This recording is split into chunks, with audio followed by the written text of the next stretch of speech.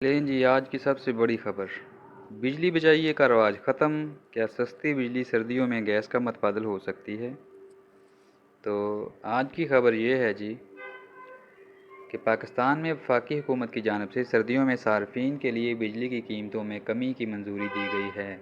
तवानाई पर काबीना कमेटी के एक फैसले के मुताबिक सर्दियों में बिजली के सार्फिन को 12.66 फ़ी यूनिट के हिसाब से बिल अदा करना पड़ेगा।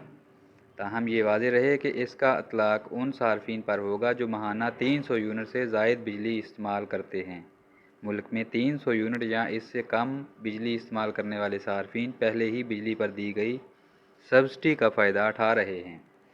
इस फैसले के इतलाक़ के बाद 300 यूनिट तक और इससे ज़्यादा बिजली इस्तेमाल करने वाले सार्फिन तकरीबन यकसा नरखों पर बिजली के बिल की अदायगी करेंगे। वफाकी हुकूमत की काबीना कमेटी बराए तवानाई के फैसले के तहत इस टैरिफ का इतलाक़ 1 नवंबर 2021 से 28 फरवरी 2022 तक होगा, जो पाकिस्तान में सर्दी का सीज़न होता है। देखें जी, हमारी हुकूमत गरीबों को तो किसी तरह की कोई सब्सिडी और सहूलत नहीं देना चाहती, लेकिन अमीरों के लिए बेहतरीन कानून लेकर आई है सामने।